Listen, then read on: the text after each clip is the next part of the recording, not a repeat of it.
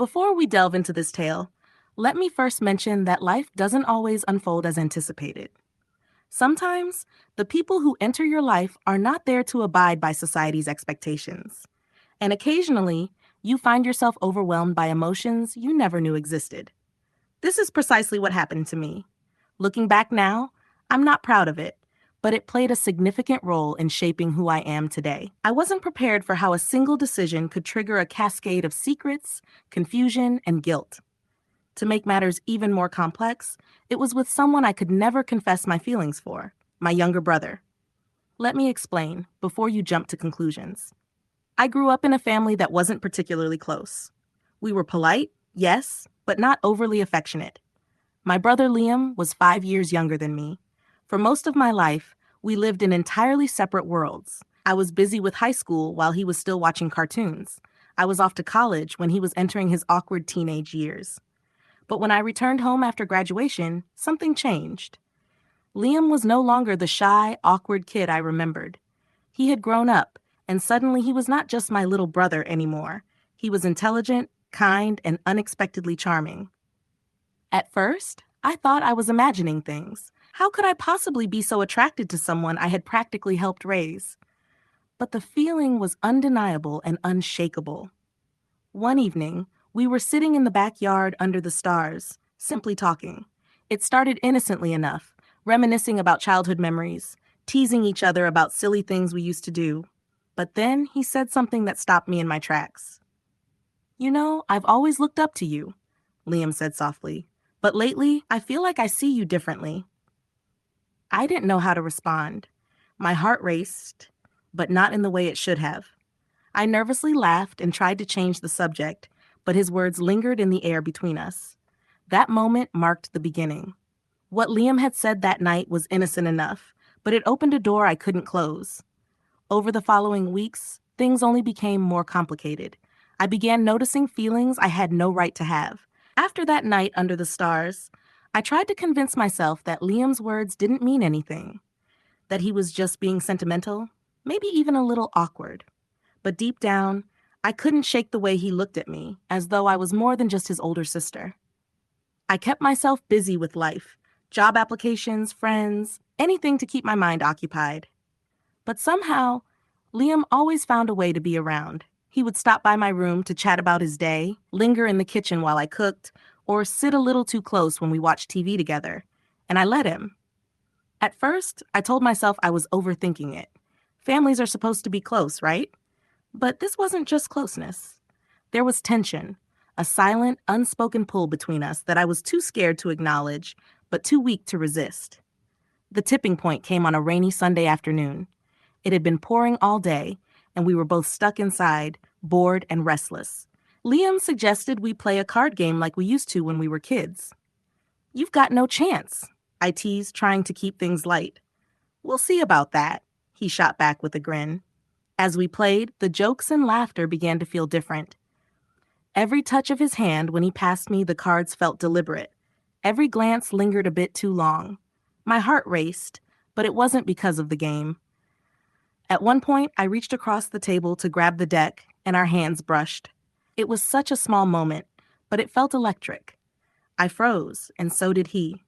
We locked eyes, and for a second, it felt like the entire world had come to a halt. "You feel it too, don't you?" he asked quietly. I didn't know how to answer. Denying it felt like lying, but admitting it would change everything. "I don't know what you're talking about," I whispered, pulling my hand back and standing up quickly. But Liam wasn't letting it go. He followed me into the living room, his expression serious. "Don't do that," he said. "Don't pretend this isn't happening." "It's wrong," I blurted out. We can't feel this way." "Why not?" he challenged. "I know what we're supposed to be, but I can't help how I feel, and I don't think you can either." I didn't have an answer. All I knew was that I felt torn in two directions, and no matter which way I turned, someone would get hurt. I told Liam we couldn't talk about it anymore, but the damage was already done. The lines had been blurred, and no matter how hard I tried, I couldn't undo what I felt. After that confrontation, things between Liam and me grew increasingly complicated. We never directly addressed what had happened, but it was always there, simmering beneath the surface. Every glance, every word, every moment we spent together felt charged, like we were dancing around something we couldn't name. I tried to act normal, but normal didn't exist anymore. If I spent too much time with Liam, I felt guilty, as if I were walking a tightrope, ready to fall at any moment. If I avoided him, it felt as though I were tearing apart a piece of myself. The hardest part was that he wasn't making it easy to keep my distance. Liam started finding excuses to spend more time together. He'd offer to help with errands, suggest we watch a movie, or just hang out in my room. And the worst part was, I wanted him there. One evening, we were watching a movie in the living room. It was a romantic drama that neither of us was paying much attention to. The lights were dim, and the rain outside created a soft background noise. I don't even remember what started it, but at some point, I rested my head on Liam's shoulder. It was such an innocent gesture, yet it felt like crossing a line. He didn't move, didn't say anything, but I could feel the tension in the air. "You're making this really hard," he finally said, his voice barely above a whisper. "What am I making hard?" I asked, pretending not to know, even though I knew exactly what he meant. "This," he said, gesturing vaguely between us. "There is no us, Liam," I replied, pulling away. "There can't be." "Then why does it feel like there is?" he asked. I didn't have an answer. I got up and muttered something about being exhausted before heading to my room. I thought that would be the end of it for the evening, but I was mistaken. Later, there was a knock on my door. "Liam, I'm really not in the mood," I said. "It's important," he cut me off, his voice steady. I hesitated, then opened the door. He walked in and shut it behind him. For a moment, we stood there in silence, the tension between us thick and uncomfortable. "I don't care what anyone else thinks," he said, looking straight at me. "I care about your thoughts, your feelings." "I can't do this, Liam," I replied, my voice quivering. "It's not just about us. There are consequences. Our family, our lives, everything we've worked for. It's not fair." "Fair doesn't matter," he said, moving closer. "I'm not asking you to do anything right now. I'm only asking you to be truthful. Do you feel it too?" His question hung in the air, demanding a response I wasn't ready to give. Admitting the truth would change everything, and there would be no turning back. But how much longer could I keep deceiving myself and him? I stood there, frozen, his question weighing heavily on me. My heart raced, and every rational thought in my mind screamed at me to say no, to end it right then. But I couldn't. "Liam," I began, my voice trembling. "I can't. I don't know." "That's not an answer," he said gently. His eyes met mine, and for a moment I felt completely vulnerable. The truth was, I did feel it. Every moment we spent together, every glance, every word. It all felt different now. But how could I say that aloud? How could I admit something so wrong that it could ruin everything? "I can't do this," I whispered, looking away. "You already are," he responded. I didn't answer. Instead, I turned away, trying to create some distance between us. But even as I did, I felt him step closer, closing the gap. "Please," he said, his voice shaking. "Just be honest with me. I need to know I'm not crazy." I wanted to deny it. I wanted to tell him he was mistaken, that this was all in his mind, but the words wouldn't come. The silence between us was deafening, and in that moment, I knew I couldn't keep pretending. "I don't know what I feel," I said at last, my voice barely audible. "But whatever this is, it can't happen. It's not right." Liam didn't argue. Instead, he nodded slowly, his expression a mix of heartbreak and understanding.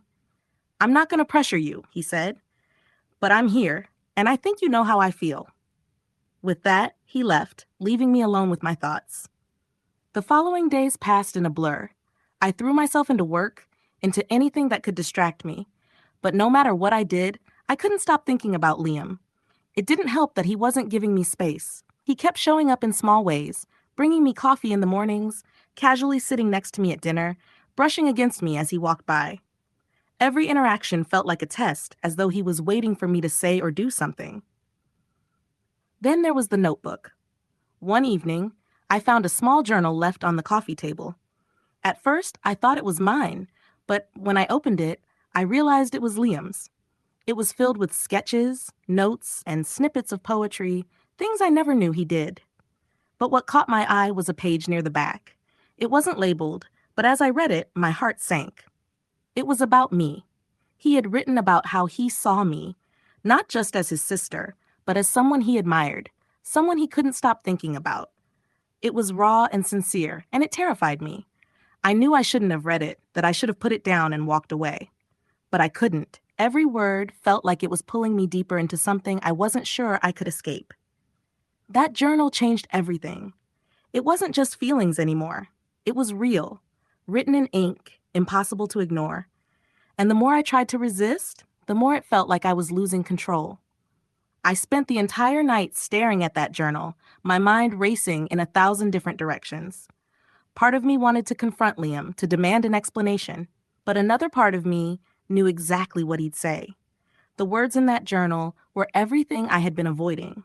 They weren't just about admiration or sibling closeness. They were about longing, about love. And as much as I didn't want to admit it, they mirrored feelings I had been burying for weeks. The next morning, I avoided him completely. I couldn't face him, not after what I had read. But Liam wasn't someone you could avoid for long.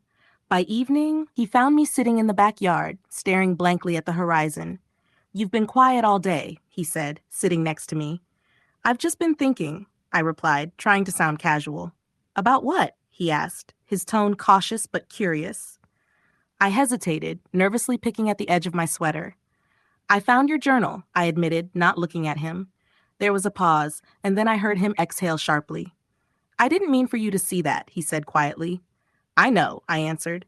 "But I did, and now I don't know what to do."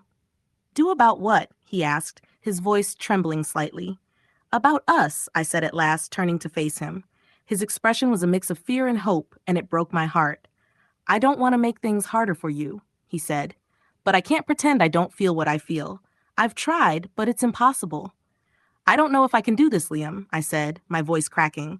"It's too much. It's too complicated." "It doesn't have to be," he said, reaching for my hand. "We don't have to figure everything out right now. I just need to know if you feel the same way." I wanted to tell him that this was all a misunderstanding, that we could return to how things used to be, but I couldn't deceive myself any longer. "Yes," I murmured, barely managing to utter the word, but that doesn't mean it's right. That confession triggered a chain of events I couldn't prevent. Over the following weeks, Liam and I skirted around our emotions, never crossing a boundary but never fully distancing ourselves from it either. Every conversation, every shared moment felt like walking on a tightrope, one wrong move away from falling. Then came the night that changed everything. It was late, and the rest of the house was asleep. I was in the kitchen, unable to rest, when Liam walked in. "You're up late," he said, reaching for a glass of water. "I couldn't sleep," I replied, avoiding his gaze for a moment. We didn't say anything at first. Then he put the glass down and turned to me. "We need to talk about this," he said, gesturing between us. I already knew what he meant, but I asked, "About what?" "I can't keep pretending everything's okay when it's not," he said. "I need to understand where we stand." "I don't know," I admitted honestly. "I don't know what to do, Liam. Every part of me is telling me this is wrong, but I can't stop feeling what I feel." "Then stop resisting it," he urged, stepping closer. "I can't," I whispered, my voice trembling. "It's too overwhelming. It's too risky." "Then let me make it clear," he said, his voice calm.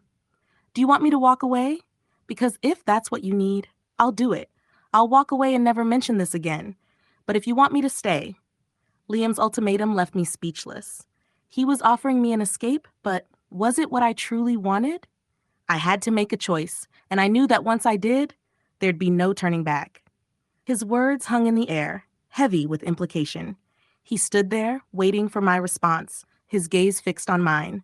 My heart felt as if it was being squeezed in a vice. This was the moment. Everything would change, one way or another. "Liam," I began, my voice trembling. "I don't want to lose you, but I don't know how we can make this work without destroying everything." His expression softened, but his resolve didn't falter. "I'm not asking for everything to be figured out right now," he said. "I'm just asking you to decide. Do you want me to stay or not?" Tears welled in my eyes. I wanted to say no, to tell him to leave so we could pretend this had never happened. But the truth was, I couldn't bear the thought of losing him. "I don't want you to go," I whispered. For a moment, he seemed in disbelief at what he had just heard. Then, without a word, he stepped closer and embraced me. It wasn't romantic or suggestive. It was simply comfort, safety, and understanding. We'll figure it out, he murmured quietly, one step at a time. The days that followed were a confusing mix of relief and fear. Liam and I became more cautious around others, hyper aware of how our interactions might be interpreted. At the same time, we began finding moments when we could speak openly without the weight of secrecy bearing down on us.